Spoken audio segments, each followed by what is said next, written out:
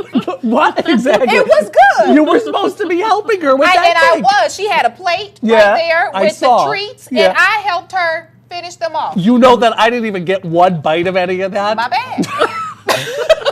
It was so good. I'm sorry. It was good. It was good. Thank you, Mary. Well, looking at wedding cakes, what are some tips about folks who are having weddings around the holidays? What do you think fun things that they can do with their wedding cake to resemble holidays? Well, I think a really easy way to do it, especially if you're still looking for a traditional white cake on the outside and not really bringing the holidays onto the outside, bring it into the inside. Use a spice or a pumpkin Yeah. or Ooh. something like that Like on the inside, or some rum. Gingerbread. Gingerbread, rum. Gingerbread. Something like that, and then you can really bring the holiday spirit to the plate when people have and taste your cake. I totally love that. That's Love a great that idea. idea. Well, coming up next, we have DJ Harsh here with us, talking about ways that you can enhance your wedding music. Don't go anywhere. We'll be right back. We are the Wedding Planners. They are the grittiest, most hard-hitting hosts on the web. There is nothing that will stop them from telling you how to plan your big day. Nothing. Ow, my foot! It's so hot out here. Whose idea was it to come out here? I'm hot, I'm tired, I'm out of here. Let's go.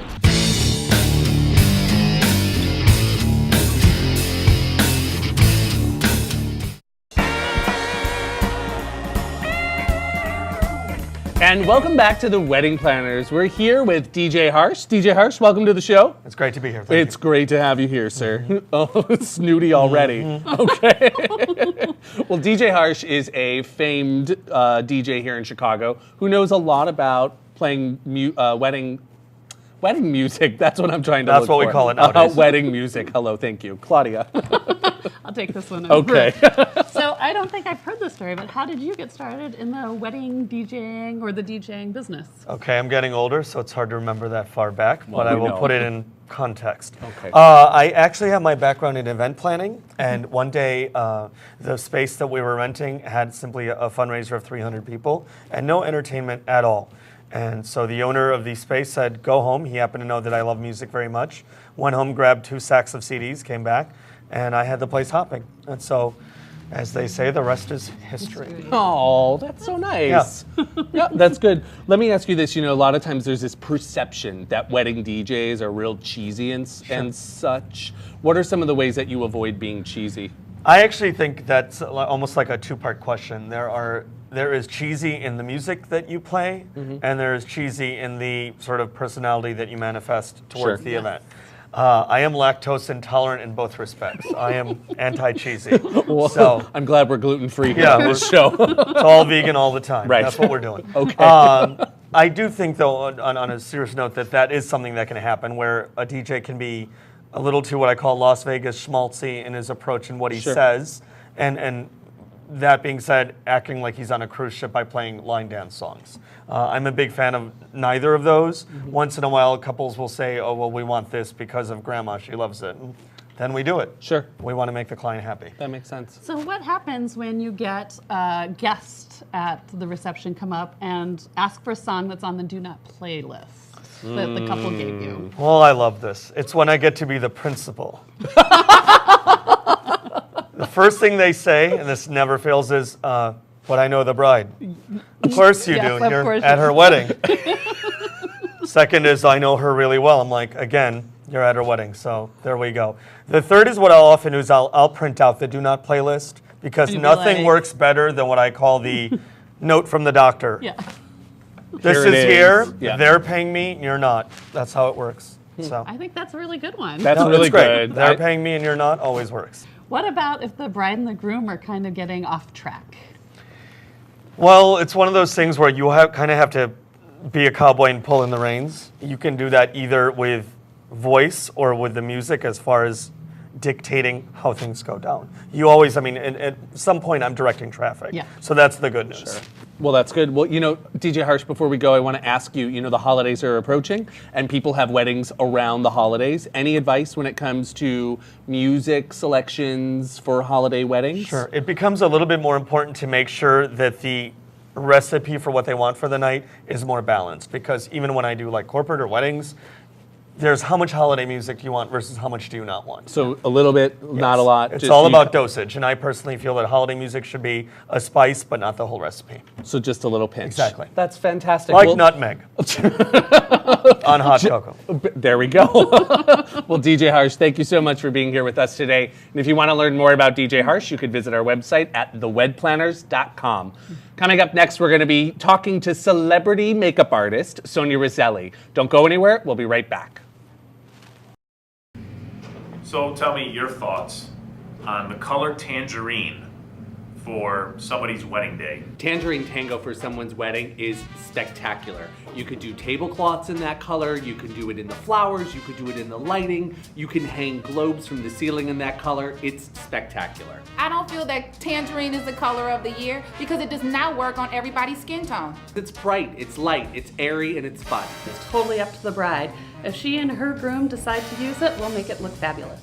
I strongly recommend to all of you brides out there that Tangerine Tango is the way to go this season. And if there's a wedding planner out there that thinks tangerine is a great color, I think you're crazy.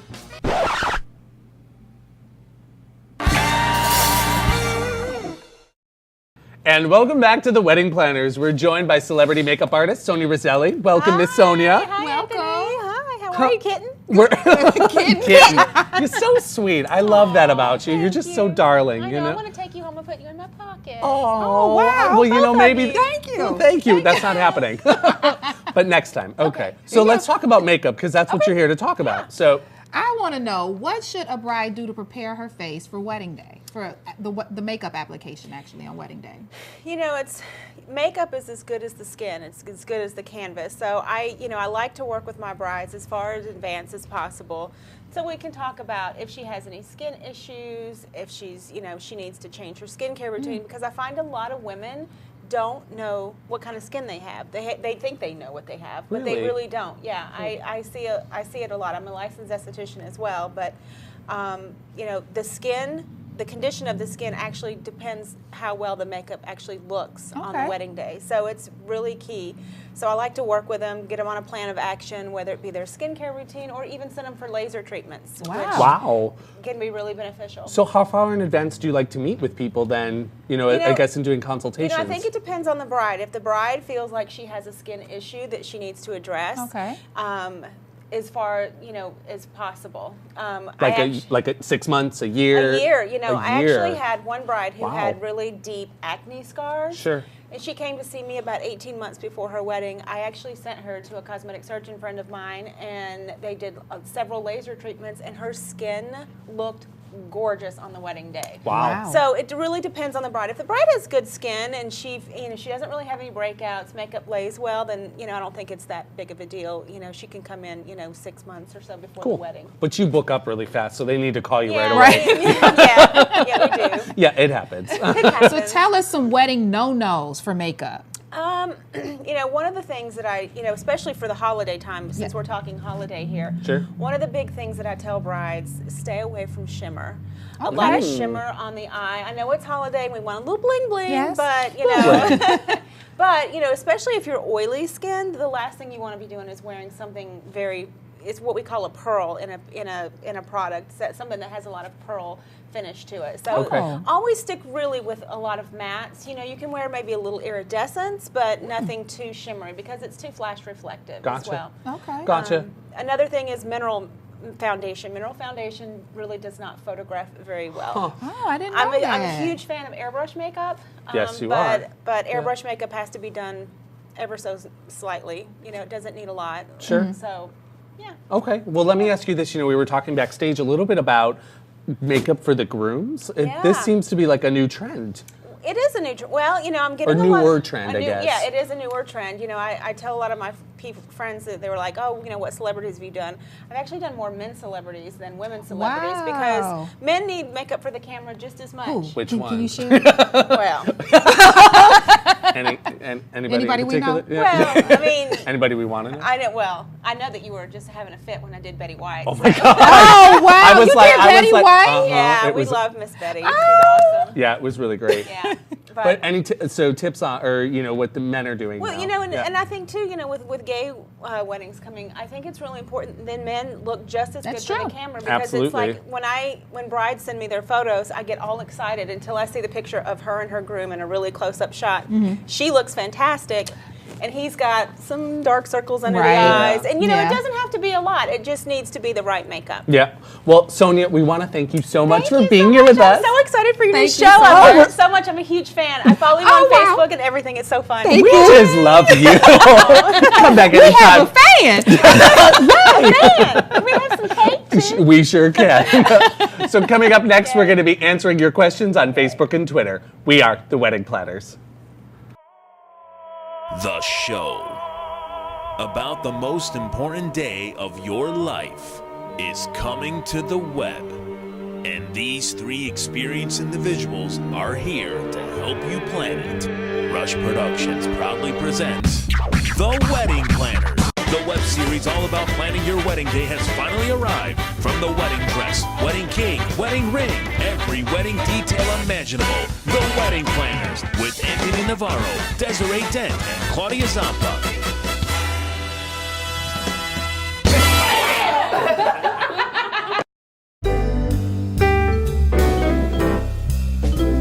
And welcome back to the Wedding Planners. We're here in our holiday gear, and we're here getting ready to answer your questions on Facebook and Twitter. Claudia's got the first one. I do. Amanda from New York on Facebook. She says she's having a December wedding, but she doesn't want to have a holiday-themed wedding. What should she do? I think it's all in the color pattern of what you select. I mean, I would stick away, if you really don't want a holiday wedding, stay away from, mixing reds and greens. If you want to do anything somewhat inspired of holidays, maybe do gold, red, taupe, beige, ivory, those kind of color palettes. Or something really fun is working with warm jewel tone colors. Yes. That. So like blues, purples, amber, really warm, rich colors. That's what I would do. Our final question comes from Jessica from Denver. She wants to know, oh man. Okay. She wants to know, is it tacky if I use labels to address my wedding invitations? Yes, that's a hot mess.